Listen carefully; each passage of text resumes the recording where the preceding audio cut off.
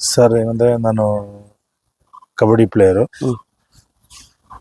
Basically ನಾವು ನನ್ನ ಮನೆ ಹತ್ರ ಆಗ್ಬೋದು, ನಮ್ಮ ಶಾಲೆಯಲ್ಲಿ ಎಲ್ಲ ಕ್ರೀಡೆಗಳಿಗೂ ಭಾಳ ಒತ್ತು ಕೊಡ್ತಾಯಿದ್ರು. ಕ್ರೀಡೆಗೆ ತುಂಬಾ ಪ್ರೋತ್ಸಾಹ ಮಾಡ್ತಿದ್ರು, ಕ್ರೀಡಾಪಟುಗಳನ್ನ ಹುಡುಕ್ತಿದ್ರು.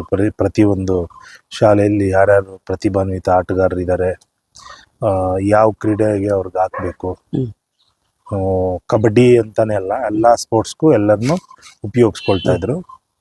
ನನ್ನ ಶಾಲಾ ದಿನದಲ್ಲಿ ನಾನು ಒಂದು 4th ಸ್ಟ್ಯಾಂಡರ್ಡ್ 5th ಸ್ಟ್ಯಾಂಡರ್ಡ್ ಇರುವಾಗ ಒಬ್ಬ ಸಗಾಯ್ ರಾಜ್ ಅಂತ, ಈಗ ಅವ್ರು ಟ್ರಾಫಿಕ್ ಪೊಲೀಸ್ ಆಗಿದ್ದಾರೆ, ನಮಗಿಂತ ಸೀನಿಯರ್ ಅವರು ಓದೋದ್ರಲ್ಲಿ, ಕ್ಲಾಸಲ್ಲಿ ಕೂಡ. ಅವ್ರು ಬಂದು ನನ್ನನ್ನು ನೋಡಿ ರಮೇಶ್ನ ಆಯ್ಕೆ ಅಂತ ಮಾಡ್ಕೊಂಡಿದ್ರು ಅವರು. ಅವರು ನನ್ನ ಶಾಲೆ ಮುಂದೆ ಇದ್ದಂಥ ಅಂಗಣದಲ್ಲಿ ನಾನು ಕಬಡ್ಡಿ ಆಡಿದ್ದ ಅವರು ನೋಡಿದರು ಅನಿಸುತ್ತೆ. ಅದನ್ನು ನೋಡಿಬಿಟ್ಟು ಅವರು ನನ್ನ ಆಯ್ಕೆ ಮಾಡಿದ್ರು. ನನಗೆ ಕ್ಲಾಸಲ್ಲಿ ಬಂದು ಯಾರು ಹೇಳಿದ್ರು, ಮಾಮೂಲಿ 6th 7th ಇರೋವಂಥ ಮಕ್ಕಳನ್ನ ಆಯ್ಕೆ ಮಾಡ್ಕೊಳ್ಳೋದು ಜಾಸ್ತಿ ಮಿಡ್ಲ್ ಸ್ಕೂಲ್ ಲೆವೆಲಲ್ಲಿ. ನಾನು 5th ಇರುವಾಗಲೇ ಅವ್ರು ನನ್ನ ಆಯ್ಕೆ ಮಾಡಿಕೊಂಡ್ರು. ಆಡ್ಕೊಂಡು ಬಂದು ಈ ಥರ ನಂದು ಯೆಲ್ಲೋ, ಗ್ರೀನ್, ರೆಡ್ ಅಂತ ಬರುತ್ತಲ್ವಾ, ಬ್ಲೂ ಅಂತ, ಆ ಥರದ ಟೀಮ್. ಅದರಲ್ಲಿ ನಂದೊಂದು ಟೀಮ್ನಲ್ಲಿ ನನ್ನನ್ನು ತೊಗೊಂಡಿದ್ದಾರೆ. ಅದೇ ಒಂದು ಸುದ್ದಿ ಯಾರ್ಯಾರೋ ಬಂದು, ಇಲ್ಲ ಸಗಾರಾಜ್ ನಿಮ್ಮನ್ನು ಟೀಮ್ ತೊಗೊಂಡಿದ್ದಾರೆ ಅದು ಇದು ಅಂತ. ನನಗೆ ಏನಕ್ಕೆ ತೊಗೊಂಡವ್ರೆ ಏನು ಅನ್ನೋದು, ಕಬಡ್ಡಿಗೆ ತೊಗೊಂಡಿದ್ದಾರೆ ಅಂತ ಹೇಳಿದ್ರು. ಕಬಡ್ಡಿಗೆ ನಾನು ಬಂದು ಆಯಿತು ಅನ್ನೋದು ಗೊತ್ತಾಯಿತು. ಆಮೇಲೆ ಬಂದು ನೋಡಿದೆ. ಆಮೇಲೆ ಶಾಲಾ ಅಲ್ಲಿ ನಾವೇ ಗೆದ್ವಿ ಒಂದು ಪಂದ್ಯಾವಳಿ, ಅವರು ನೇತೃತ್ವದ ತಂಡ ಗೆಲ್ತವಾಗ. ಅದೇ ರೀತಿ ಅವಾಗೆಲ್ಲ ಶಾಲೆಗೆ ಕೂಡ ನಾನು ಎಲ್ಲೋ ಒಂದು ಕಡೆ ಅನಿಸ್ತಾ ಇತ್ತು, ನಾವು ಡಿಸ್ಟಿಕ್ ಲೆವೆಲಲ್ಲಿ ನಮ್ಮ ಕಬಡ್ಡಿ ಟೀಮ್ ಸೋತ್ಬಿಟ್ವಿ. ಹೈಸ್ಕೂಲ್ ಲೆವೆಲಲ್ಲಿ ಸೋತಾಗ ಅವರು ಯಾರೋ ಬಂದು ಹೇಳಿದ್ರು, ನೀನು ಸೆಲೆಕ್ಟ್ ಆಗಿಲ್ವಾ ಅಂತ. ಇಲ್ಲ, ಒಟ್ಟಾರೆ ಇದು ಇಂಡಿವಿಜುವಲ್ ಗೇಮ್ ಅಲ್ವಲ್ಲ, ಟೀಮ್ ಗೇಮ್, ಅದ್ರಲ್ಲಿ ನಾನು ಆಗಿಲ್ಲ, ನನ್ನ ಟೀಮ್ ಸೋಲ್ತು ಅಂತ ಹೇಳಿದೆ. ಇಲ್ಲ, ಅಲ್ಲಿ ಯಾರೋ ಒಬ್ರು ಪ್ಲೇಯರ್ ಬರ್ತಾ ಇಲ್ಲ, ನಿನ್ನೇನೋ ಕೇಳ್ತಿದ್ದಾರೆ ಅದು ಇದು ಅಂತ ಹೇಳಿದ್ರು. ನಾನೇನು ಭಾಳ ಖುಷಿ ಇದ್ದೆ. ಎಲ್ಲೋ ರಾಜ್ಯ ಮಟ್ಟದ ಕಬಡ್ಡಿ ಪಂದ್ಯಾವಳಿ ಅಂದರೆ ಶಾಲಾ ರಾಜ್ಯ ಮಟ್ಟದ ಕಬಡ್ಡಿ ಪಂದ್ಯಾವಳಿ, ಭಾಳ ಖುಷಿ ಇದ್ದೆ ಅವಾಗ. ನೋಡಿದ್ರೆ ಆಮೇಲೆ ಕಾಲಕ್ರಮೇಣ ಅವ್ರು ನೀವು 5ನೇ ಕ್ಲಾಸ್ ಇದ್ದಾಗ ಸೆಲೆಕ್ಟ್ ಮಾಡ್ರಿ ಅಂದ್ರೆ ಸರ್, ಅವ್ರು ನೀವು ಫಿಸಿಕಲಿ ಸ್ಟ್ರಾಂಗ್ ಇದ್ದಿರಿ? ನಾನು ಸ್ಲಿಮ್ ಆಗಿದೆ, ಇಷ್ಟು ಹೈಟು ಫಿಸಿಕ್ ಇಲ್ಲ, ತುಂಬಾ ಸಣ್ಣದಾಗಿದೆ. ಹೈಟು ಕಮ್ಮಿ ಅಲ್ಲ, 5th ಸ್ಟ್ಯಾಂಡರ್ಡ್ ಅವಾಗ ಇದಿಲ್ಲ. ನಮ್ಮ ಸಗಾಯ್ ರಾಜ್ ಅವರು ಒಳ್ಳೆ ಹೈಟ್ ಫಿಸಿಕ್ ಇದ್ರು ಆಗಿದ್ದಾನೆ. ನೀವು BC ರಮೇಶ್ ಅಲ್ರಿ?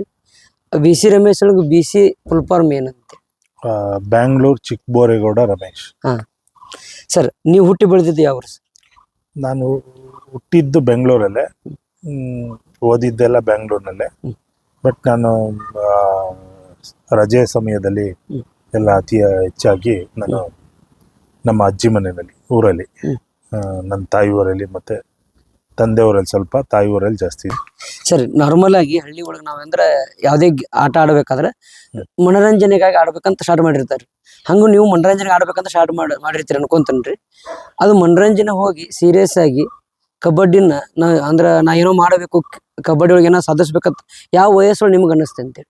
ನಂದು 10th ಸ್ಟ್ಯಾಂಡರ್ಡ್ ಇರುವಾಗ, ನಾನು 10ನೇ ಕ್ಲಾಸ್ನಲ್ಲಿ ನಾವು ತಾಲೂಕು ಜಿಲ್ಲೆ ಅಲ್ಲೆಲ್ಲ ಆಡ್ಕೊಂಡು ಬಂದು, ನಾನು ಕಂಠೀರವ ಸ್ಟೇಡಿಯಂನಲ್ಲಿ ನಾನು ಅಥ್ಲೆಟಿಕ್ಸ್ ಪ್ಲೇಯರ್ ಆಗಿ ಮಾಡ್ತಿದ್ದೆ. ನಾನು ಅಥ್ಲೆಟಿಕ್ಸ್ ಆಸೆ ನನಗೆ. ಬಟ್ ಅಥ್ಲೆಟಿಕ್ಸ್ನಲ್ಲಿ ಏನೋ ಸಣ್ಣ ಪುಟ್ಟ ಸ್ವಲ್ಪ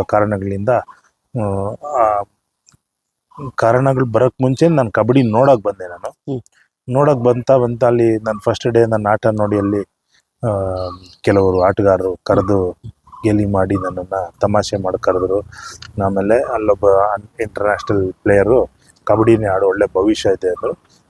ಏನೋ ಒಂದು ಸಣ್ಣ ಪುಟ್ಟದ ಅಥ್ಲೆಟಿಕ್ಸ್ನಲ್ಲಿ ಏನು ಯಾರು ಏನೂ ಡಿಸ್ಟರ್ಬೆನ್ಸ್ ಇಲ್ಲ, ಸುಮ್ಮನೆ ಹಾಗೆ ಅಥ್ಲೆಟಿಕ್ಸ್ನ ಕಮ್ಮಿ ಮಾಡಿದೆ. ಒಂದು ರೀಸನ್ಗೆ ಕಬಡ್ಡಿನ ಕಂಟಿನ್ಯೂಷನ್ ಮಾಡಿದೆ. ಕಬಡ್ಡಿ ನಾನು ನೆನೆಸೇ ಇರಲಿಲ್ಲ. ನೀವು ಹೇಳಿದಾಗ ನಾವು ಹೋಗಿ ಭಾಳಷ್ಟು ಪಂದ್ಯಾವಳಿಗಳನ್ನ,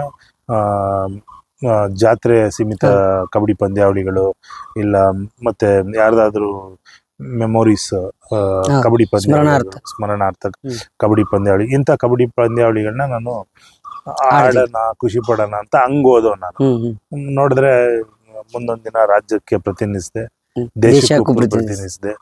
ಈಗ ನಮ್ದು ಗ್ಲಾಮರ್ ಇದೆ ಕಬಡ್ಡಿ, ಹಾ. IPL PKL ತರ. PK ಅಂತ. ಇದರಲ್ಲಿ ಪ್ರೊಫೆಷನಲ್ ಪ್ರೋ ಕಬಡ್ಡಿಯಲ್ಲಿ ಹ್ಮ್. ನಾನು ಕೋಚ್ ಆಗಿ ವರ್ಕ್ ಮಾಡ್ತಿದ್ದೀನಿ. ನನಗೆ ಆಡ್ಲಿಕ್ಕೆ ಆಗಲಿಲ್ಲ, ಹ್ಮ್. ಕೋಚಿಂಗ್ ಅವಕಾಶ ಸಿಕ್ಕಿದೆ. ಬಟ್ ನಾನು ಆಟದಲ್ಲಿ ಒಳ್ಳೆ ದೊಡ್ಡ ಹೆಸರು, ಬಟ್ ಒಳ್ಳೆ ನೇಮ್ ಮಾಡಿದೆ. ಅದೇ ನಿಮ್ಮ ಆಟದ ಸೇವೆ ನೋಡಿ ನಿಮಗ ಅರ್ಜುನ ಪುರಸ್ಕಾರ ಕೊಟ್ಟಿದ್ರಿ. ಹೌದು. ಈಗ ನೀವು ಹೇಳಿದ್ರಿ ಸರ್, ಅಂದ್ರೆ ನಾವು ಜಾತ್ರೆ ಒಳಗ ಸ್ಮರಣಾರ್ಥವಾಗಿ ಇದು ಆಡ್ತಿದ್ವಿ, ಕಬಡ್ಡಿ ಹಂಗ ಆಡ್ತಿದ್ವಿ, ನಾವು ಆಟೆಲ್ಲ ಸೀರಿಯಸ್ ಆಗಿ ತಗೊಂಡಿರ್ಲಿಲ್ಲ. ಆದ್ರೆ ಅವಾಗ ನಿಮ್ಗ ಪ್ರೈಸ್ ಮನಿ ಹೆಂಗಿತ್ತು ಸರ್? ಅದಂದ್ರ ನಾನು ಸ್ಟಾರ್ಟ್ ಮಾಡಿದಾಗ ಪ್ರೈಸ್ ಮನಿ ಕಮ್ಮಿ ಇರ್ಲಿಲ್ಲ. ಬರೀ ಟ್ರೋಫೀಸ್ಗಳು, ಶೀಲ್ಡ್ಗಳು, ಅದು ಇದು ಬರೀ ಅದೇ ಇತ್ತು. ನಾವು ಅದಕ್ಕೆಲ್ಲ ಆಡ್ದವ್ರು. ನಾವು ಬರೀ ಒಂದು ಟ್ರೋಫಿ ಶೀಲ್ಡ್ಗೆ ಆಡ್ತಿದ್ವಿ. ಕಾಲಕ್ರಮೇಣ 2,000, 3,000, 1,000 ರೂಪಾಯಿ, 5,000 ರೂಪಾಯಿ ಗೆದ್ರೆ ಟೀಮ್ಗಳಿಗೆ ಅಷ್ಟು ಕೊಡ್ತಾ ಇದ್ರು. ಬಟ್ ಅವಾಗೆಲ್ಲ ನಾವು ಬೆಸ್ಟ್ ಪ್ಲೇಯರ್ ಅದು ಇದು ಆಗಿ ಯಾರನ್ನ ಒಳ್ಳೊಳ್ಳೆ ಟೀಮ್ ತೋರಿಸಿದ್ರೆ ಉತ್ತರ ಕರ್ನಾಟಕದಲ್ಲಿ ನನಗೆ ಸಂಶಿಯಲ್ಲಿ ಮತ್ತು ಇನ್ನೊಂದು 2-3 ಊರಿನ ಜ್ಞಾಪಕ ಇದೆ. ಸಂಶಿ ಒಂದು ಜ್ಞಾಪಕ. ನಾವು ಆಡ್ತಾ ಇದ್ರೆ ಒಂದು ರೈಡ್ಗೆ ಇವ್ರಿಗೆ ಹಿಡಿದವ್ರಿಗೆ 10 ರೂಪಾಯಿ, 20 ರೂಪಾಯಿ, 50 ರೂಪಾಯಿ, 100 ರೂಪಾಯಿ ಅಂತ ಕಟ್ತಾ ಇದ್ರು.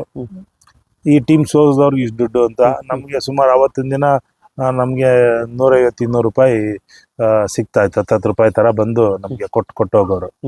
ಅದು ಬಹಳ ಖುಷಿ ಕೊಡ್ತಿತ್ತು. ಅದು ತುಂಬಾನೇ ಖುಷಿ ಆಗ್ತಾ ಇತ್ತು. ಈಗ ನೀವು ಕಬಡ್ಡಿ ಆಡ್ಕೊಂತ ಊರೂರು ಹೋಗೋರು ಹಿಂಗೆಲ್ಲ ಮಾಡ್ತಿದ್ರಲ್ಲ ಸರ್, ಸೀರಿಯಸ್ ಆಗಿ ಅವಾಗ ಪೇರೆಂಟ್ಸ್ ಸಪೋರ್ಟ್ ಹೆಂಗಿತ್ತಂತೆ? ಫಸ್ಟ್ ಪೇರೆಂಟ್ಸ್ಗೆ, ನನ್ನ ತಂದೆಗೆ ಮುಖ್ಯವಾಗಿ ನಾನು ಫುಟ್ಬಾಲ್ ಪ್ಲೇಯರ್ ಆಗಬೇಕು ಅಂತ ಆಸೆ ಇತ್ತು. ನಮ್ಮ ತಂದೆ ಪೊಲೀಸ್ ಡಿಪಾರ್ಟ್ಮೆಂಟಲ್ಲಿ ಇದ್ರು. ಅಲ್ಲಿ ಒಳ್ಳೆ ಪೆರೇಡ್ ಗ್ರೌಂಡ್ ಇತ್ತು. ಆ ಬ್ರಿಟಿಷ್ ಟೈಮಲ್ಲೆಲ್ಲ ಫುಟ್ಬಾಲ್ಗೆ ಭಾಳ ಒತ್ತು ಕೊಡ್ತಾ ಇದ್ರು. ನಮ್ಮ ತಂದೆ ಅವಾಗ ಹಳಬ್ರಲ್ವಾ, ಈಗಲೂ 93-94 ಏಜ್ ನಮ್ಮ ತಂದೆಗೆ. ಅವರು ಅವಾಗ ಫುಟ್ಬಾಲ್ ಆಡು ಅಂತ ಹೇಳೋರು. ನಾನು ಅಥ್ಲೆಟಿಕ್ಸು ಮಾಡ್ತಿದ್ದೆ, ಎಲ್ಲ ಮಾಡ್ತಿದ್ದೆ. ಆಕಸ್ಮಿಕವಾಗಿ ಕಬಡ್ಡಿಗೆ ಬಂದ್ಬಿಟ್ಟು ಮಾಡಿದೆ. ಸ್ಟಾರ್ಟಿಂಗಲ್ಲಿ ಬೇಡ ಅನ್ನೋರು, ಕೆಲವೊಂದು ಟೈಮ್ ಕಿತ್ಕೊಂಡು ಹೋಗ್ಬಿಡೋದು, ಬೆರಳುಗಳು ಕ್ಲಾಶ್ ಆಗಿ ಊತ ಬಂದ್ಬಿಡೋದು, ಇಲ್ಲ ಚರ್ಮಗಳು ಈ ಕೆಳಗಡೆ ಮಣ್ಣಲ್ಲಿ ಬಿದ್ದಾಗ ತೊಡೆಯಿಂದ ಮ್ಯಾಟ್ ಕಬಡ್ಡಿನೂ ಇದ್ದಿರ್ಲಿಲ್ಲ, ಚರ್ಮಗಳೇ ಕಿತ್ತೋಗ್ಬಿಡೋದು. ಅದರಲ್ಲಿ ಚರ್ಮ ಕಿತ್ತಾದ್ಮೇಲೆ ಅದರಿಂದ ನೀರ್ ತರ ಬರೋದು, ಪ್ಯಾಂಟ್ಗೆ ಅಂಟ್ಕೊಂಡ್ಬಿಡ್ತಾ ಇತ್ತು. ಅವಾಗೆಲ್ಲ ಹೆಂಗಪ್ಪ ಮನೆಯವ್ರು ತಪ್ಸ್ಕೊಳ್ಳೋದು ಅಂತ ಎಷ್ಟೋ ಟೈಮ್ ಸ್ಟಿಚಸ್ಗಳು ಆಗ್ಬಿಡೋದು ತಲೆಗೆ ಮತ್ತೆ ಇಲ್ಲಿ ಎಲ್ಲ. ಅದನ್ನ ಅವಾಯ್ಡ್ ಮಾಡಬೇಕು, ಅವ್ರಿಗೆ ಗೊತ್ತಾಗದೇ ಇರೋ ಥರ ತಪ್ಸ್ಕೊಳ್ತಾ ಇದ್ವಿ, ತೋರಿಸ್ತಿರ್ಲಿಲ್ಲ. ಆ ಥರ ಹಿಂಗೆ ಮಾಡ್ಕೊಂಡು ಬಂದೆ. ಆಮೇಲೆ ಯಾವಾಗ ಕರ್ನಾಟಕ ರಾಜ್ಯವನ್ನು ಪ್ರತಿನಿಧಿಸಿ ನಾನು ಇದು ನನಗೆ ನೇಮ್ ಆಯಿತು, ಜಾಬ್ ಆಪರ್ಚುನಿಟೀಸ್ಗಳು 1ರಿಂದ 2-3 ಕಡೆ ಕೇಳ್ತಾ ಬಂದರು. ಆ ಟೈಮ್ನಲ್ಲಿ ಅವ್ರಿಗೆ ಇದಾಯಿತು, ಖುಷಿ ಆಯಿತು. ಇಲ್ಲಪ್ಪ ನನ್ನ ಮಗ ಏನೋ ಒಂದು ಮಾಡ್ತಾ ಇದ್ದಾನೆ ಅಂತ ಹೆಮ್ಮೆ ಪಡೋರು. ಆಮೇಲೆ ನಮ್ಮ ತಾಯಿ ಸ್ವಲ್ಪ ನೋಡ್ಕೊಂಡಾಡ್ರಪ್ಪ ಹುಷಾರಾಗಿ ಅಂತ ಹೇಳೋರು. ಬಟ್ ಏನಿಲ್ಲ, ಆಮೇಲೆ ನಮ್ಮ ತಾಯಿ ಸ್ವಲ್ಪ ಸಾಫ್ಟ್ ನೇಚರು, ನಮ್ಮ ತಂದೆ ಸ್ವಲ್ಪ ರಫ್ ಆ್ಯಂಡ್ ಟಫ್. ಮತ್ತು ರಫ್ ಅಂದರೆ ಚೆನ್ನಾಗಿ ಗಟ್ಟಿಮುಟ್ಟಿಯಾಗಿದ್ರು. ಆಡ್ರಿ ಅಂತ ಎಂಕರೇಜ್ ಮಾಡೋರು, ಆಡ್ರ ಬಿಡ್ಬೇಡ್ರಿ, ಗೆಲ್ರಿ, ಆ ಥರ ಈ ಥರ ಎಂಕರೇಜ್ ಮಾಡಿದ್ರು. ಆಮೇಲೆ ತೊಂದರೆ ಇಲ್ಲ ಸರ್. ನೀವು 1995ರಿಂದ ಕಬಡ್ಡಿ ಇದ್ರಾಗ ನ್ಯಾಷನಲ್ ಆಡ್ಕೊತ ಬಂದ್ರಿ. ಅದಾದ್ಮ್ಯಾಗ ನೀವು ಎಲ್ಲ ಭಾರತನ ಪ್ರತಿನಿಧಿಸಿ 3 ವರ್ಷ ನೀವು ಟೀಮ್ ಕ್ಯಾಪ್ಟನ್ ಆಗಿದ್ದೀರಿ. ಮುಂದೆ ನಿಮ್ದು 2001 ನಿಮಗೆ ಅಂದ್ರೆ ಕಬಡ್ಡಿ ಕೊಟ್ಟಂತ ಒಂದು ಸಲ್ಲಿಸಿದ ಸೇವೆಯನ್ನು ನೋಡಿ ನಿಮ್ಗೆ 2001ದಾಗ ಅರ್ಜುನ ಪ್ರಶಸ್ತಿ ಕೊಡ್ತಾರೆ. ಅದೊಂಥರ ದೊಡ್ಡ ಅವಾರ್ಡ್ ರೀ. ಈಗ ಅದಕ್ಕೆ ಈಗ ಮುಂದಿನ ವರ್ಷಕ್ಕೆ 25 ವರ್ಷ ಆಗತ್ರಿ. ಅಂದ್ರೆ ಆ ಕ್ಷಣವನ್ನು ನೆನೆಸ್ಕೊಂಡ ಈಗ ನೀವು ಹೇಳ್ಬೇಕ ಏನಂತ ಹೇಳ್ತೀರಿ? ಅಂದ್ರೆ ಅವಾಗ ಹೆಂಗ ಅನಿಸಿತ್ತು, ಈಗ ಹೆಂಗ ಅದನ್ನ ನೆನೆಸ್ಕೊಂಡ್ರೆ ಯಾವ ತರ ಖುಷಿ ಆಗತ್ತೆ ಅಂತ? ನಾನು ಕಬಡ್ಡಿ ಬಂದು ಖುಷಿಗೆ ಮತ್ತೆ ಏನೋ ಸಂತೋಷ ಆಗೋದಲ್ಲ, ಆಡಿದ್ರೆ ಮಣ್ಮೇಲೆ ಏನೋ ಒಂದು ಗೆದ್ದಾಗ, ಒಂದು ಯುದ್ಧದಲ್ಲಿ ಗೆದ್ದಾಗೆ, ಮ್ಯಾಚ್ಗಳಲ್ಲಿ ಪ್ರಾಕ್ಟೀಸಲ್ಲಿ ಆಡುವಾಗ ಚೆನ್ನಾಗಿ ಅಚೀವ್ಮೆಂಟ್ ಮಾಡ್ತಾ ಖುಷಿ ಇತ್ತು. ಏನೋ ಒಂಥರ ಆಗ ನಮಗೆ ಅನ್ಸೋದು, ನಾವು ಓಡಾಡ್ತಿದ್ರೆ ನಮಗೆ ಬಂದೇನಾದ್ರೂ ಗಾಡಿ ಗುದ್ದಿದ್ರು ಆಪೋಸಿಟ್ ನಾವು ಏನಾಗಲ್ಲ ಅನ್ನೋಂಥ ಅಷ್ಟು ಒಂದು ಫೋರ್ಸ್ ಇತ್ತು ಅವಾಗ ನಮ್ಮಲ್ಲಿ. ಅದು ಹಂಗೆ ಆಡ್ಕೊಂಡು ಬಂದ್ವಿ. ಕರ್ನಾಟಕ ರಾಜ್ಯ ಪ್ರತಿನಿಧಿಸಿದ್ವಿ, ಕರ್ನಾಟಕ ಚಾಂಪಿಯನ್ ಮಾಡಿದ್ವಿ, ಎಷ್ಟೋ ಸಲ ಬ್ಯಾಂಕ್ ಸ್ಪೋರ್ಟ್ಸ್ ಬೋರ್ಡ್ ಚಾಂಪಿಯನ್ ಮಾಡಿದ್ವಿ. ಮತ್ತು ಇಂಡಿಯಾ ಇಂಟರ್ನ್ಯಾಷನಲ್ ಟೂರ್ನಮೆಂಟ್ ಎಲ್ಲ, ಏಷ್ಯನ್ ಗೇಮ್ಸು ಮತ್ತು ಸ್ಯಾಫ್ ಗೇಮ್ಸು, ಹಲವಾರು ಪಂದ್ಯಾವಳಿಗಳನ್ನ ಪಾಕಿಸ್ತಾನ್, ಬಾಂಗ್ಲಾದೇಶ್, ಇರಾನ್ ಅಂತ ತಂಡಗಳನ್ನೆಲ್ಲ ಸೋಲಿಸಿ ನಾವು ಚಾಂಪಿಯನ್ ಆದಾಗ ಅದನ್ನು ಪರಿಗಣಿಸಿದ ನಮ್ಮ ರಾಜ್ಯ ಸರ್ಕಾರ ಬಂದು ರಾಜ್ಯೋತ್ಸವ ಪ್ರಶಸ್ತಿ, ಏಕಲವ್ಯ ಪ್ರಶಸ್ತಿ ಕೊಟ್ಟರು. ಅದೇ ರೀತಿ ಕೆಂಪೇಗೌಡ ಪ್ರಶಸ್ತಿ ಮಹಾನಗರ ಪಾಲಿಕೆದು, ಮತ್ತು ಕೇಂದ್ರ ಸರ್ಕಾರದವರು ಅರ್ಜುನ ಪ್ರಶಸ್ತಿ ಕೂಡ ಕೊಟ್ಟರು. ಬಹಳ ಸಂತೋಷ ಆಯಿತು ಆ ಪ್ರಶಸ್ತಿ. ನಾವು ಬಂದು ಏನೋ ಸಂತೋಷಕ್ಕೆ ಹುಡುಗರ ಜೊತೆ ಆಡ್ಲಿಕ್ಕೆ ಬಂದು ಲಾಸ್ಟಲ್ಲಿ ಕರ್ನಾಟಕ ಆಯಿತು, ಇಂಡಿಯಾ ರೆಪ್ರೆಸೆಂಟೇಷನ್ ಆಯಿತು, ಹಂಗೆ ಅವಾರ್ಡ್ ಕೂಡ ಕೊಟ್ಟಾಗ ಭಾಳ ಸಂತೋಷ ಆಯಿತು ನಮಗೆ. ಏನಂದರೆ ಕ್ರೀಡೆನಲ್ಲಿ ಪ್ರತಿಷ್ಠಿತ ಅವಾರ್ಡು ಅರ್ಜುನ ಪ್ರಶಸ್ತಿ ಸಿಕ್ತಲ್ಲ ಅನ್ನೋದು. ಇಡೀ ನನ್ನ ಕುಟುಂಬ ಎಲ್ಲ ಹೋಗಿದ್ವಿ. ಅವ್ರ ರಾಷ್ಟ್ರಪತಿ ಯಾರಿದ್ರು? ಅಬ್ದುಲ್ ಕಲಾಂ ರವರು. ನನ್ನ ತಾಯಿ, ತಂದೆ ಮತ್ತು ನನ್ನ ಮಿಸ್ಸಸ್ಸು ನಾವು ಎಲ್ಲ ಹೋಗಿ ಅಲ್ಲಿದ್ದು ಅಲ್ಲಿ ಒಂದು ಸ್ವರ್ಗ ಅಂತ ಹೇಳ್ಬೋದು ಅದು. ಆ ಒಂದು ಜಾಗದಲ್ಲಿ ನಾವು ಇದ್ದು ಅಬ್ದುಲ್ ಕಲಾಂ ಅವ್ರ ಹತ್ರ ಪ್ರಶಸ್ತಿ ತಗೊಳಕ್ಕೆ ನಮ್ಗೆ ಹೆಮ್ಮೆ ಅನಿಸ್ತು. ನಮ್ಮ ಸಾಧನೆ ಅವ್ರ ಸಾಧನೆ ಮುಂದೆ ಏನೂ ಇಲ್ಲ. ಅವ್ರಿಗೆ ದೇಶಕ್ಕೆ ಕೊಟ್ಟಂಥ ಸಾಧನೆ ಅಬ್ದುಲ್ ಕಲಾಂ ಅವರು ಬಹಳ ದೊಡ್ಡದು. ನಮ್ದು ಏನೂ ಇಲ್ಲಪ್ಪ, ಇದು ನಮ್ಮ ದೊಡ್ಡ ಸಾಧನೆ ಅಲ್ಲ. ಇದ್ರೂ ನಮ್ಮ ಕಬಡ್ಡಿನಲ್ಲಿ ಏನೋ ಸಣ್ಣ ಪುಟ್ಟದ್ದು ಒಂದು ಅಚೀವ್ಮೆಂಟ್ ನಮ್ಗೆ ಗುರುತಿಸಿದ್ದಾರೆ ಅಂತ ಖುಷಿ ಆಯಿತು. ಇದು ನಮ್ಗಷ್ಟೇ ಅಲ್ಲ, ಇದು ರಾಜ್ಯಕ್ಕೆ ಮತ್ತು ನಮ್ಮ ಕನ್ನಡಿಗರಿಗೆ ತಂದಂಥ ಕೀರ್ತಿ. ಇದು ಕನ್ನಡ ಅವರು ಅಭಿಮಾನಿಗಳು, ಕ್ರೀಡಾಪಟುಗಳು ಮತ್ತು ಮ್ಯಾಚ್ ಪಂದ್ಯಾವಳಿ ನೋಡಕ್ಕೆ ಬಂದಂಥ ಎಲ್ಲ ನಾನು ಆಶೀರ್ವದಿಸಿದ್ದು ಫಲ ಇವತ್ತು ದಿವಸ ನನಗೆ ಅರ್ಜುನ್ ಪ್ರಶಸ್ತಿ ಸಿಕ್ಕಿದೆ ಅಂತ ಸಂತೋಷ ಆಯ್ತು. ಈಗ 25 ವರ್ಷ ಆಯ್ತು, ಇನ್ನೊಂದು ವರ್ಷಕ್ಕೆ 25 ವರ್ಷ ಆಗತ್ತಿರ. ಅಂದ್ರೆ ಅವಾಗ ನೀವು ತಂದೆ ತಾಯಿ ಅಂದ್ರೆ ಅಲ್ಲಿ ಕರ್ಕೊಂಡೋಗಿರ್ತೀರಿ, ಅವಾಗ ಅವರು ಅದನ್ನೆಲ್ಲ ತೊಗೊಂಡು ಬಂದ್ಮ್ಯಾಗ ಮಾತಾಡಿದ ಮ್ಯಾಗ ಯಾವ ಥರ ಏನಾರ ಇಂಟ್ರ್ಯಾಕ್ಷನ್ ನಿಮಗೆ ಮಾಡಿದ್ರಿ? ಖುಷಿ ಪಟ್ಟರು. ಅದನ್ನ ತಗೊಂಡು ನಾನು ನಮ್ಮ ಗೆಲೋಟ್ ಸರ್ ಮನೆಗೆ ಹೋಗಿದ್ವಿ, ಜನಾರ್ದನ್ ಸಿಂಗ್ ಗೆಲೋಟ್, ರಾಜಸ್ಥಾನ್ಗೆ ಹೋಗಿ ಅವರು ನನಗೆ ತುಂಬಾ ಸಪೋರ್ಟ್ ಮಾಡಿದರು. ಅವ್ರ ಆಶೀರ್ವಾದ ತಗೊಂಡ್ವಿ. ಯಾಕಂದರೆ ನಮಗೆ ರಾಜಸ್ಥಾನಲ್ಲಿರೋಂಥ ಪ್ರೆಸಿಡೆಂಟ್ ಇದ್ರಲ್ಲ, ನಮ್ಮ ಅಮಿಚೂರ್ ಕಬಡ್ಡಿ ಫೆಡರೇಷನ್, ಆ ಮನುಷ್ಯ ನಮ್ಮನ್ನು ಗುರುತಿಸಿ ನಮ್ಮ ಆಟಕ್ಕೆ ಮತ್ತು ನಮ್ಮ ನಡೆ ನುಡಿಗೆ ಅವರು ಸಪೋರ್ಟ್ ಮಾಡಿದ್ರು. ನಮ್ಮವರೇ ಇದ್ದಂಥವ್ರು ನಮ್ಮನ್ನು ಸಪೋರ್ಟ್ ಮಾಡಿರಲಿಲ್ಲ. ಅವತ್ತು ನಮ್ಮ ರಾಜ್ಯದವರೇ ಕಬಡ್ಡಿ ಫೆಡರೇಷನ್ ಇದ್ದರು, ಅವರು ನನಗೆ ಸಪೋರ್ಟ್ ಮಾಡಲಿಲ್ಲ. ಅವ್ರ ಹಿಂದೆ ಕೆಲವರು ಕ್ರೀಡಾಪಟುಗಳು, ರಮೇಶ್ ಏನಪ್ಪ ಇಷ್ಟು ಬೇಗ ಬಂದು ಇಷ್ಟು ಬೇಗ ಬೆಳಿತಾನೆ ಅಂತೇಳಿ ಅವ್ರಿಗೆ ಭಾಳ ಒಂಥರ ಜಲಸ್, ಹೊಟ್ಟೆ ಸಂಕಟ ಇತ್ತು ಅವ್ರಿಗೆ, ತುಂಬಾ ದೊಡ್ಡ ಸಂಕಟ ಇತ್ತು.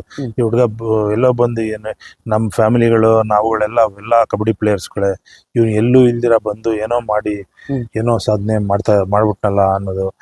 ಅದಕ್ಕೆ ಮುಂಚೆನೆ ಸಿಗ್ಬೇಕಿತ್ತು ನನಗೆ ಅವಾರ್ಡು.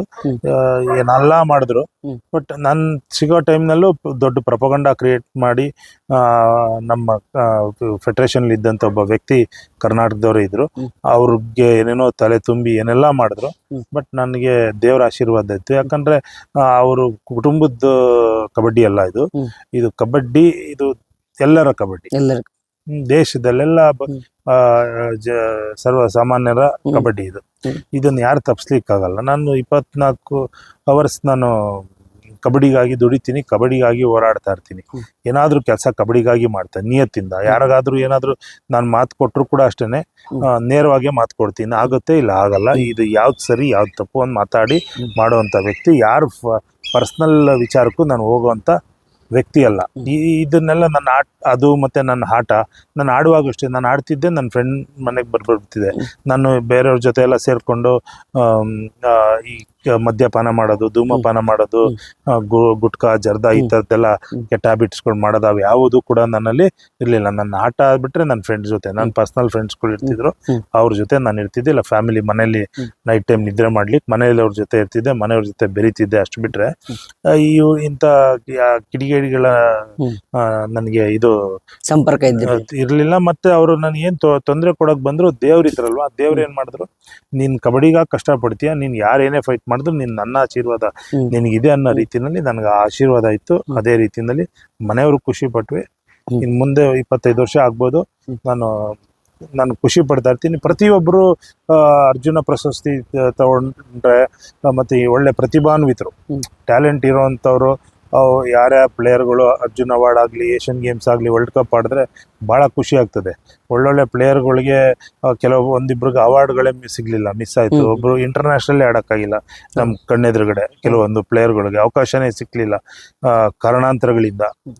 ಇದ್ರೂ ಕೂಡ ನಾನು ಭಾಳ ಗೌರವಿಸ್ತೀನಿ ಅಂಥವ್ರನ್ನ. ಇವತ್ತು ನಾನು ಒಳ್ಳೊಳ್ಳೆ ಸ್ನೇಹ ಪ್ರೀತಿ ಇಟ್ಕೊಂಡಿದ್ದೀನಿ ಕೆಲವ್ರ ಹತ್ರ. ಚೆನ್ನಾಗಿದೆ. ಎಲ್ಲರೂ ನನಗೆ ಇವಾಗಲೂ ಸಪೋರ್ಟ್ ಮಾಡ್ತಾರೆ. ಕೆಲವರು ಇರ್ತಾರೆ, ಅದಕ್ಕೆಲ್ಲ ನಾನು ಹೇಳ್ತಾರೆ. ಅದು ಸರ್ ಅದು ಸರ್ವ ಟೈಮ್ನಾಗ ಎಲ್ಲ ಟೈಮ್ನಾಗ ಇರ್ತಾರೆ ಅಂತ. ನೆಕ್ಸ್ಟ್ ಸರ್, ನೀವು ಕರ್ನಾಟಕ ಪುರುಷರ ತಂಡಕ್ಕೆ ನ್ಯಾಷನಲ್ ಗೇಮ್ಸ್ ಒಳಗೆ ಕೋಚ್ ಆಗಿರ್ತೀರಿ. ನೀವು ಆ ಕರ್ನಾಟಕ ಟೀಮ್ನ ಸಿಲ್ವರ್ ಮೆಡಲ್ ತಕ ತೊಗೊಂಡು ಹೋಗ್ತೀರಿ, ಅಂದ್ರೆ ನಮಗೆ ಬೆಳ್ಳಿ ಪದಕ ಬರತ್ರಿ. ಆ ಟೈಮ್ನಾಗ ನೀವು ಫಸ್ಟ್ ಟೈಮ್ ಕೋಚ್ ಆಗಿರ್ತೀರಿ ಅನ್ಸತ್ರಿ. ಆ ಅನುಭವ ಹೆಂಗಿತ್ತಂತ ಫಸ್ಟ್ ಟೈಮ್ ಕೋಚ್ ಆಗಿ ನಿಮ್ಗೆ ಒಂದು ಪ್ರೆಷರ್ ಇರುತ್ತೆ, ಅಂದ್ರೆ ಪ್ರೂವ್ ಮಾಡ್ಕೊಳ್ಳೋದು ಅಂತಂದ್ರೆ ಪ್ಲೇಯರ್ ಆಗಿ ಪ್ರೂವ್ ಮಾಡ್ಕೊಂಡ್ರೆ ಕೋಚ್ ಆಗಿ ಪ್ರೂವ್ ಮಾಡ್ಕೊಳ್ಳೋದು ನಿಮ್ಗೊಂದು ಪ್ರೆಷರ್ ಇರುತ್ತೆ. ಆ ಅನುಭವ ಹೆಂಗಿತ್ತು ಫಸ್ಟ್ ಟೈಮ್ ಕರ್ನಾಟಕ ಟೀಮನ್ನು ಬೆಳ್ಳಿ ಪದಕ ಗೆಲ್ಸಿದ್ದು? ಖುಷಿ ಆಯಿತು.